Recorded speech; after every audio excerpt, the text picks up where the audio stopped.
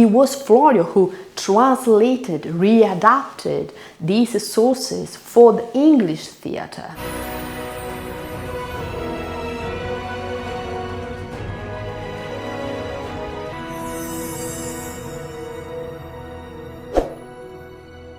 Hi everyone, welcome back to John Florio channel. I am Mary and I'm here to talk about John Florio. How are you guys? I hope you are all well. I want to say that I just finished the website resolutejohnflorio.com, both in Italian and in English.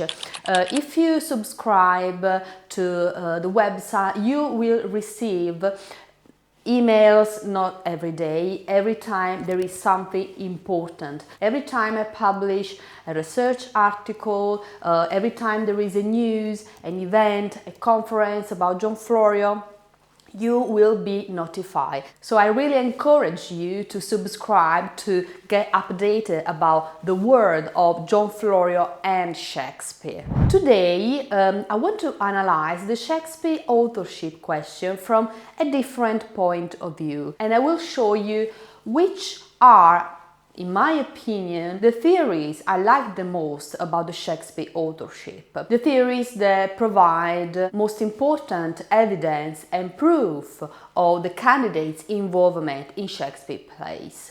When we think about Shakespeare plays, we must take into account the fact that the earliest evidence of Shakespeare plays can be traced as early as 50s, 70s. This Shakespeare machine began in the early 70s of the 60th centuries and ended with the first folio of 1623. We are talking about more than 50 years. In these years, the early 70s of the 60th century, we have one important writer that truly wrote the earliest Shakespearean plays. I'm talking about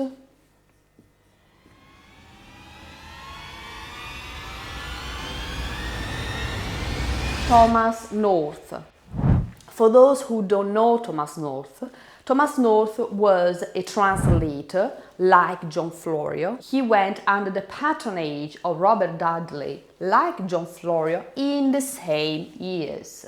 In 1578, John Florio published First Fruits, his first work, that he dedicated to his patron Robert Dudley. In those years in which Florio collaborated with the Laces Company, Richard Tartor, Robert Wilson, Thomas Clark, John Bentley, actors of the company of Robert Dudley, there was also Thomas North. In those years, Thomas North wrote different plays. In those plays, we can find many traces of the earliest sources that we later will find in Shakespeare plays. For example, Antony and Cleopatra. We know today, thanks to a great book published about Thomas North. If you haven't read it, I highly suggest you to read it because you understand what I mean when I say Shakespeare machine. You understand that it was not the work of just one writer, but it was the work of different hands, and it was primarily a work of translation and readaptation. The earliest writer who began writing the earliest Shakespearean plays was Thomas North. We find in many plays of Thomas North traces, dialogues, words, plots that 20 years later will be published as Shakespeare plays. This shows you that first, there was no single writer. Second, no original plays. So, if you today still believe that first Shakespeare was a single writer and he wrote all the plays attributed to him, and if you think that all the plays were originated from Shakespeare's genius and he wrote everything from his genius, you are wrong. The second writer that was certainly important to Shakespeare plays was Christopher Marlowe. No, I don't believe in the theory that Christopher Marlowe didn't die. In my opinion, he had no reason to fake his death. I think he really died. But before his death, even Stratfordians today admit that Christopher Malo had a pivotal role in shaping Shakespeare plays, and he also collaborated in the earliest Shakespearean plays. Here we come to a great problem concerning authorship and these different candidates that many people propose. I know that in these centuries, people have proposed like 80 different candidates as Shakespeare, which is really absurd, because if we think about how Shakespeare wrote, how unique he was, we should narrow the number of people as 3, possibly 4, not more. And sometimes when reading all these theories of all these candidates, I think the greatest mistake that people do when they are rooting for their favorite candidate, a bit like hooligans style, you know. They change the dates of the plays, the sources, according to the candidate's narrative. This happens when the candidate is not strong enough. So they change dates of the play, they change the sources, so they can fit the candidate's life, the candidate's personality. Also because the most common problem when facing the authorship is, of course, the style. Many of the candidates that people propose didn't even write, and sometimes it seems obvious, but to me, I see reading these authorship theories, I see that it is not obvious, but it is important to underline that when you have to compare your candidate with Shakespeare, the most important thing that you have to do is to compare the writing style. If your candidate does not write like Shakespeare, he is not Shakespeare. That's it. Also, some people try to find Shakespeare in their candidate's life. They try to compare Shakespeare plays, the plots of the plays with the candidate's personal life, which is really a weak evidence, because of course when you have so many plays, sometimes common devices, common plots, it is normal sometimes to find something that happened in someone's personal life. So I think that the 2 greatest mistakes that people do when they face authorship is, first, to change the canon, to change the plays, the dates, and fit them according to the candidate's life. Second, they do not compare the writing style. First, because the candidate doesn't have enough documents to compare this writing style. Second, because they do not have Shakespeare's writing style. For example, the strongest evidence for Florio is his writing style. Florio and Shakespeare write in the same way, they create words in the same way, they create dialogues, proverbs in the same way. This is something that it's hard to find in other candidates. If we had to do a comparison between Florio's writing style and Shakespeare's writing style, I have done a couple of videos about it, you will realize that they are very similar, and sometimes it is hard to understand who is Florio and who is Shakespeare. Another writer that I believe had an influential role in shaping the plays was Francis Bacon. And I talk about the later years of Shakespeare, from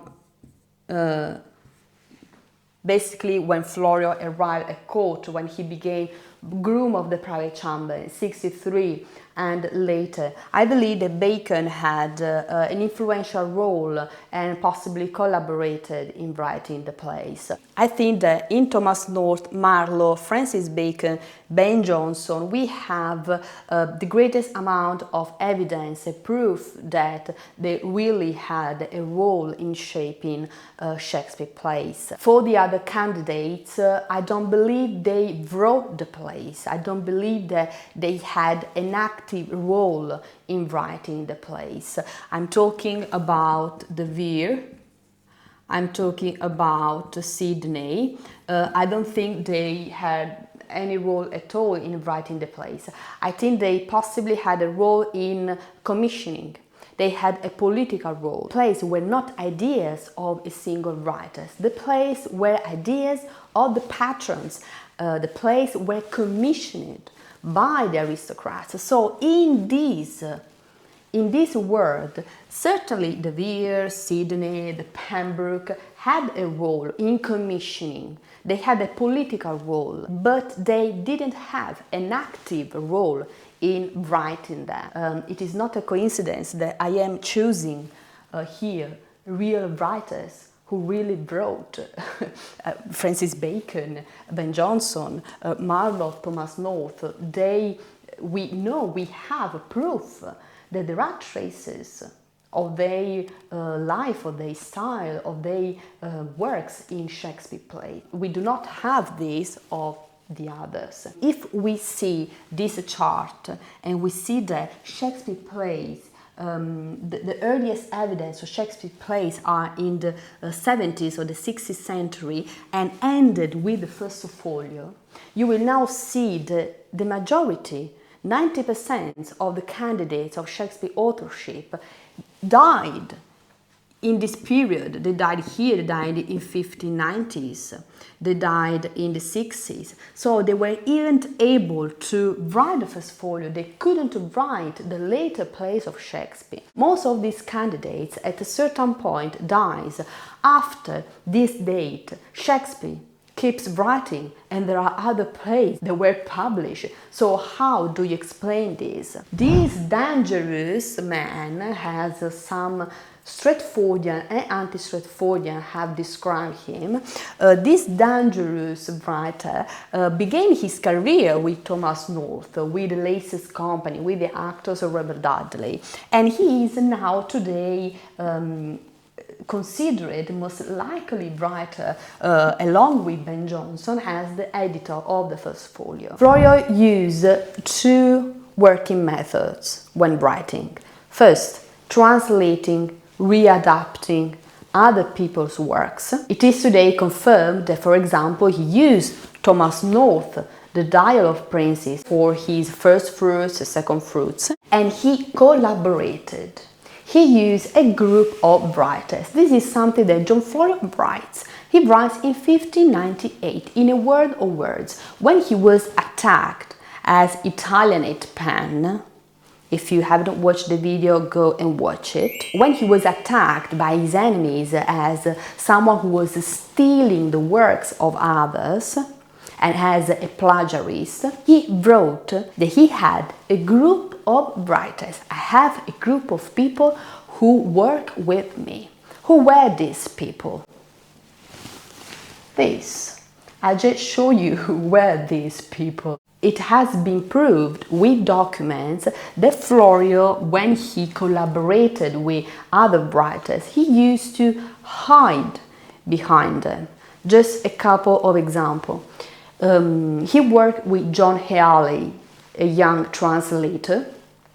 John Healy published his work with his own name, and we know that that work was actually written by John Florio in collaboration with Healy.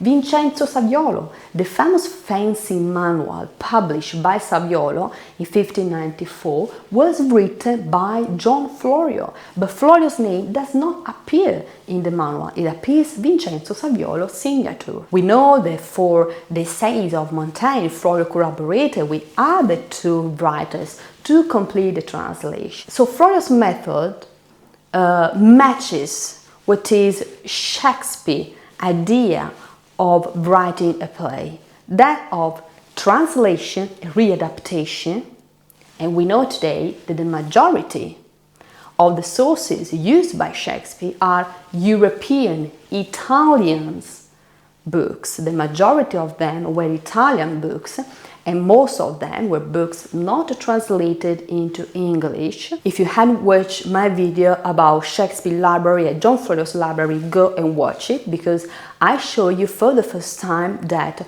Florio's library contains a great amount of plays, Italian plays not translated into English. It was Florio who translated, readapted these sources for the English theatre. Shakespeare theatre owes a lot to the Italian Renaissance, to the Italian theatre. This went through this man, John Florio. Second, collaboration. Stop thinking of Shakespeare as a single writer. In fact, a common thing that I see several times when I read Shakespeare theories about the authorship question is that each one of the candidates that people propose have a connection with John Florio. If you read any Shakespeare authorship book, starting from the Stratford Man, from William Shakespeare, to Edward de Vere, to Francis Bacon, they all at a certain point connect their candidate with John Florio to explain some knowledge in the play, some sources of the play, some knowledge of Italian culture, of Italian language, of the same John Florio's works that we find in Shakespeare plays. How can this be possible? Why all the candidates need John Florio? Because he was pivotal in writing Shakespeare plays. But he was not alone. He didn't write the plays alone, and he didn't conceive the plays alone, because the plays were first commissioned by the patron of John Florio, the Earl of Southampton, Philip Sidney, the Pembroke, and he collaborated. As he collaborated with all his works, Florio also collaborated for Shakespeare plays. This is why we have, from the early 70s of the 16th century until 1623, more than 50 years of Shakespeare plays. But Florio was not alone, and he certainly collaborated with all these people, especially with Ben Jonson. During his career, we know that Jonson wrote also with Florio. Volpone is today confirmed as a play written by both Florio and Ben Jonson. Finally, in the end, in 1623, they both decided to end these 50 years of career of Shakespeare plays with the first folio. Many enthusiastic people of other candidates, De Vere, Bacon, have sent me emails and messages. Please talk about Bacon, please talk about De Vere.